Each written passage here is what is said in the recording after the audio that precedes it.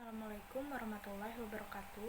Nama saya Ayudhya Laras Putridani, kelas 10 MIPA 1, SMAN 5 Kota Tangerang Selatan. Saya akan membahas beberapa upaya menyelamatkan bumi dari gas berbahaya. Namun, sebelum itu, saya akan menjelaskan sedikit tentang pemanasan global. Pemanasan global atau dalam bahasa Inggris disebut global warming adalah kondisi peningkatan suhu rata-rata permukaan bumi akibat konsentrasi gas rumah kaca yang berlebih. Dampak pemanasan global juga menurunkan kualitas hidup manusia. Penyebab pemanasan global terdiri dari berbagai sumber. Terjadinya pemanasan global dilihat oleh sebagian ilmuwan lebih cepat dibandingkan ilmuwan lain. Namun, konsensus ilmiah bersepakat bahwa suhu rata-rata bumi telah meningkat antara 0,4 hingga 0,8 derajat Celcius dalam 100 tahun terakhir. Penelitian telah banyak dilakukan oleh peneliti dalam kurun waktu belakangan ini. Mereka memperkirakan bahwa rata-rata suhu global bisa meningkat antara 1,4 hingga 5,8 derajat Celcius pada tahun 2100. Sebelum saya membahas beberapa upaya menyelamatkan bumi dari gas berbahaya, saya akan sedikit menjelaskan tentang penyebab pemanasan global dan bukti-buktinya. Emisi gas rumah kaca dan bahan bakar fosil. Bahan bakar fosil juga menjadi penyebab pencemaran tanah, misalnya akibat tumpahan minyak di sekitar sumur pengeboran. Dengan dimulainya revolusi industri tahun 1700-an, manusia mulai mencemari udara secara tidak stabil dengan menggunakan bahan bakar fosil, batu bara, minyak, gas untuk menjalankan mobil, truk, pabrik-pabrik. Meskipun demikian, bukan berarti efek rumah kaca selalu berdampak negatif bagi bumi. Secara umum, efek rumah kaca merupakan hal baik dan dibutuhkan lagi makhluk hidup di bumi. Tanpa gas rumah kaca, suhu di bumi menjadi terlalu dingin, sehingga tidak mungkin ditempati, bahkan tidak mendukung adanya kehidupan. Namun, jika berlebih, gas rumah kaca akan menyebabkan bumi terlalu panas, melampaui ambang batas daya tahan hidup manusia dan berbagai spesies. Selanjutnya yaitu ada gas metana, menjadi penyebab kedua terutama oleh peternakan. Peternakan sapi menghasilkan lebih banyak metana dibandingkan industri minyak.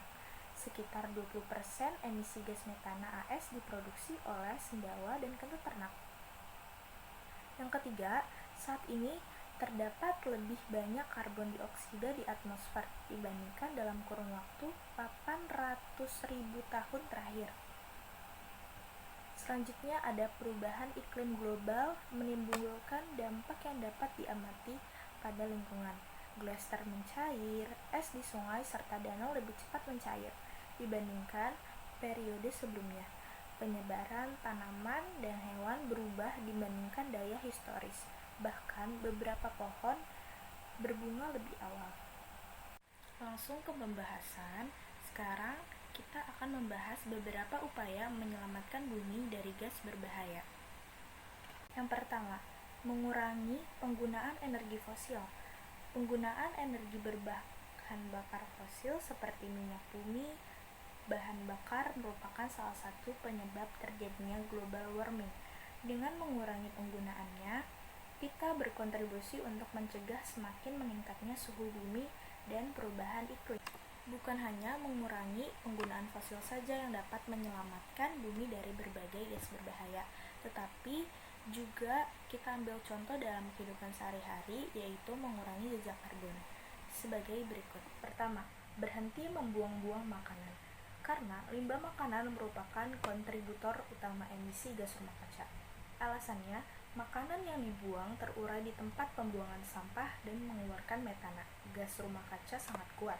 Selama periode 100 tahun, metana diperkirakan memiliki dampak 34 kali lebih besar daripada karbon dioksida pada pemanasan global. Singkirkan plastik. Menggunakan plastik lebih sedikit adalah bagian penting dari transisi ke gaya hidup ramah lingkungan. Yang kita tahu, sebagian besar plastik dibuat dari minyak bumi. Bahan yang sama digunakan untuk membuat bensin dan solar. Plastik tidak mudah terurai karena memiliki rantai karbon yang panjang. Karena itu, butuh waktu hingga 500 tahun atau lebih agar plastik bisa terurai di alam. Plastik yang menumpuk di sungai menyebabkan banjir.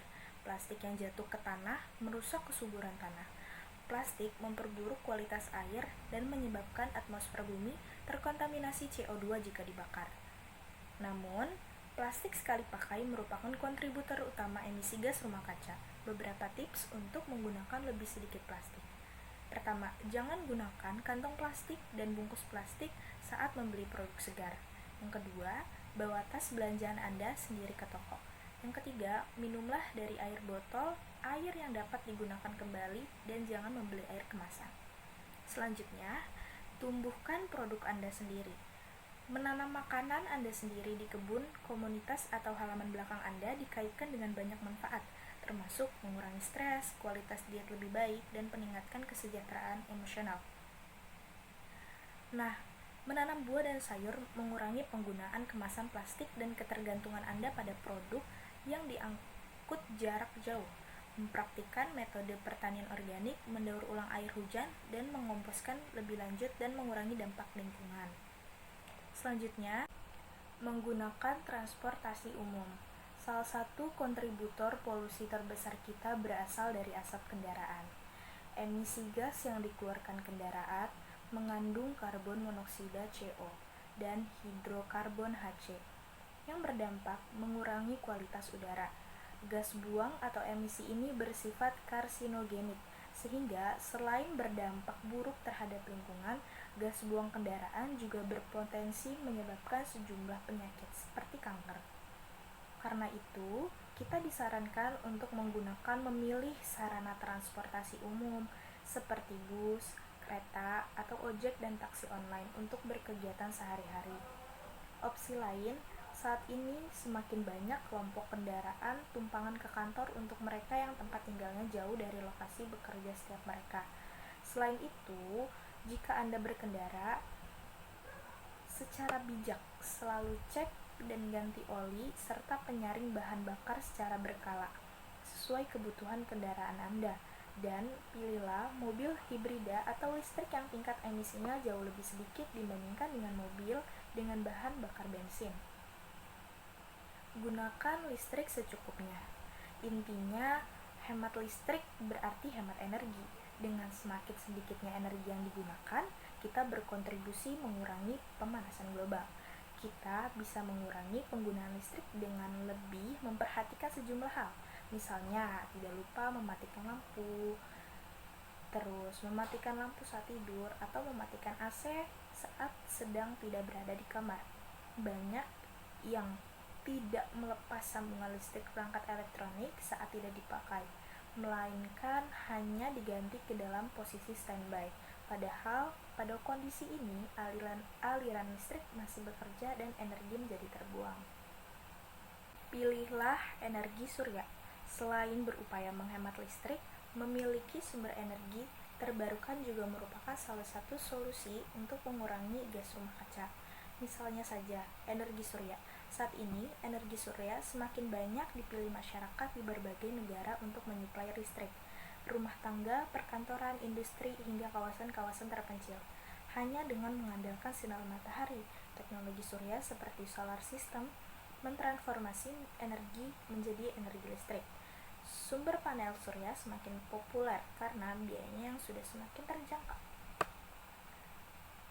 Terakhir, yuk menanam pohon. Ya, tanaman dan pepohonan hijau dapat meredam gas rumah kaca yang menjadi penyebab pemanasan global dan perubahan iklim. Apalagi jika ditanam di kawasan perkotaan. Konon, ruang hijau dapat membantu menyerap gas CO2 yang dihasilkan kendaraan sekitar dan efektif membuang nitrogen dioksida NO2 dan partikel mikroskopis yang merusak kesehatan.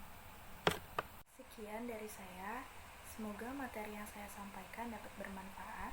Wassalamualaikum warahmatullahi wabarakatuh.